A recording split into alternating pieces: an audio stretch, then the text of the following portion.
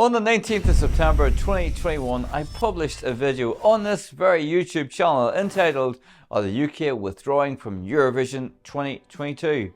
It may seem like a ludicrous suggestion now, but back in 2021 the UK had most certainly hit a creative nadir and were nursing the pain and humiliation of not just a last place in the contest, but the dreaded no point.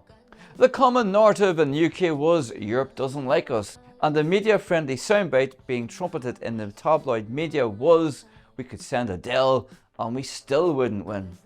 It was also being reported around this time that record companies were refusing to provide artists for Eurovision as it was feared that the contest could negatively impact upon their careers. James Newman was an up-and-coming singer-songwriter, and it could be argued that his decision to participate has affected his musical endeavours and has undoubtedly pushed him back into the relative safety of songwriting as opposed to performing. Another common held misconception about Eurovision in the UK is that the UK is bad at it. However, with 5 wins and now 16 second places, that argument doesn't exactly stack up. There is also the Brexit punishment argument, and that Europe is punishing the UK for leaving the European Economic Community. Again, many nations at Eurovision aren't within the EU, and some like Israel and Armenia and of course Australia aren't even in Europe. The UK, like other Big Five nations such as Spain, have in recent times had a difficult time at the Eurovision. While other nations have embraced the changing musical times and adapted to the stadium show multi-night event that is now the Eurovision, the UK, for whatever reason, has struggled to keep up. Following a very confident win in Dublin with Katrina and the Waves, and a very strong runner-up in Birmingham the following year, I believe from 1999 onwards was when the UK struggled to set the scoreboard on fire. The UK came equal third in 2002 with Jessica Garlick in Tallinn, however had the most almighty fall the following year, crash landing to the bottom of the scoreboard with 0 points. And of course last place in Riga with Gemini. Since 2003 the UK have gone on to finish at the bottom of the scoreboard 5 times. I have always struggled to understand why. The UK is a global leader when it comes to music, and it would take a full video to list all of the international music exports. There is clearly a love of music, with musical TV talent shows dominating the ratings throughout the noughties, with the likes of Pop Idol and The X Factor pulling in massive viewing figures for ITV, and the I Do Anything and Any Dream Will Do West End competition style shows doing something similar for the BBC. Speaking of the West End, Andrew Lloyd Webber penned the track for the UK Eurovision entry in 2009 and ended up coming 5th, so it shows that when the UK puts its best foot forward, it can deliver the right results. So why doesn't it do this more? Following Jade's 5th place in 2009, the UK again crashed to the bottom of the scoreboard with Josh DeBovie in 2010. I think it's fair to say that the UK lacks consistency with its Eurovision offerings. So the argument that the UK is indifferent to music doesn't stack up either. Britain is certainly a nation of music lovers. The BBC also experimented with national selection contests now and again, but has relied more often than not on internal selections. Another popular misconception is that there is a lack of interest in Eurovision in the UK, but the contest itself is a ratings winner for the BBC and is of course the most watched programme in its time slot across all networks. Going into the 2010s, there followed a slew of former stars like Blue, Engelbert and Bonnie, which produced somewhat mixed results. Then the former stars of the reality shows mentioned above were recruited to take the stage on behalf of the country. To be fair to the stars who have taken part for the UK over the last 13 years, I don't think it's entirely their fault, and this video is certainly not meant to knock them. Any Eurovision entry requires significant investment, and plucking people from relative obscurity, sticking a guitar in their hands and pushing them out onto the Eurovision stage is unfair on them and the country. Reflecting, as I am in this video, on some of the past entries, can we honestly say that this was the UK performing at the peak of its powers? I think the biggest mistake the UK made in these years was sending a song that they thought Europe might like, but they themselves ultimately didn't believe in. The European audience are clever and can sniff out inauthenticity very quickly. There is also the question around the chart placings of some of these artists in their home nations.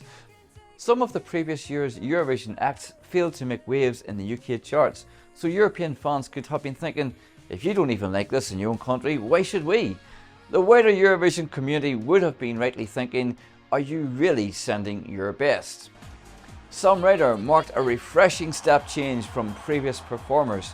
For one, Sam was a passionate advocate of the contest, and he made that clear in just about every interview he gave.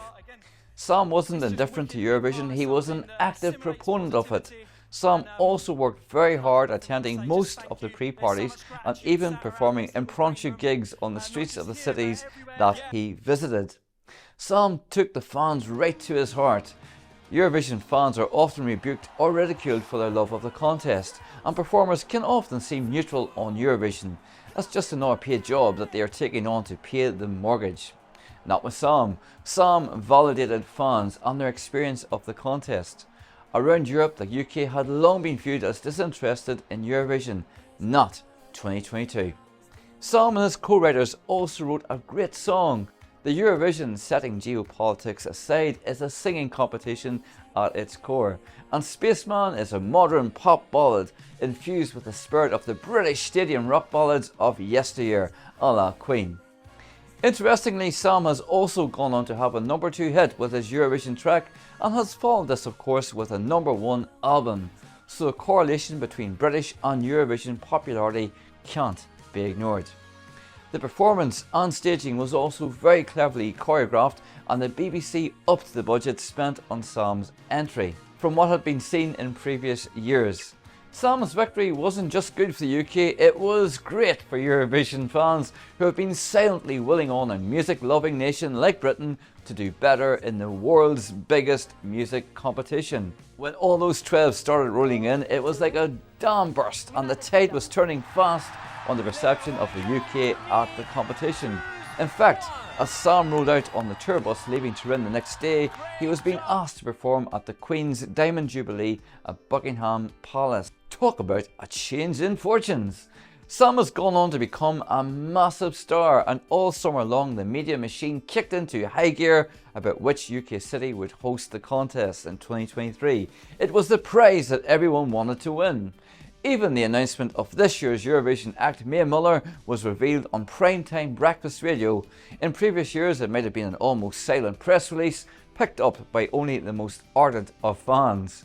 Liverpool is also casting itself in a great light as it prepares to host the contest on behalf of Ukraine. Liverpool and the rest of the UK is finally starting to feel not just the joy, but the cultural significance of hosting a global extravaganza like the Eurovision actually is. The UK is a country that is steeped in artist endeavours and is a film-making production powerhouse. Why can't the Eurovision be another string on this impressively stacked bow? Yes, the Eurovision can be known for camp excess, but it also delivers profound messages. And we have known how the Eurovision community has rallied around to support Ukraine, and now the UK is at the very heart of this on the eve of its hosting. The UK has a rich Eurovision history, and I think it's great that the country is finally embracing the benefits that such a rich institution has to give.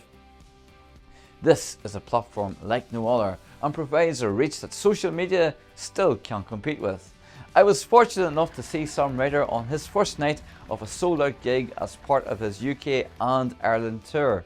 There are real benefits for the artist, and I for one am glad to see the UK finally reorient themselves to deliver great entries, and I've no doubt that they will act as a very worthy stand-in for Ukraine.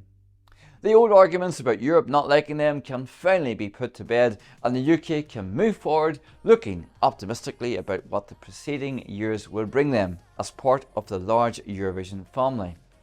So what do you think of the UK at Eurovision? Do you think they have finally turned a page and reorientated their relationship with the contest? What do you think a UK hosted modern day Eurovision will be like? We haven't long to wait. And are you, of course, going to Liverpool? Please let me know in the comments below. I look forward, as always, to reading those. But until next time, you take care, and I'll see you very soon.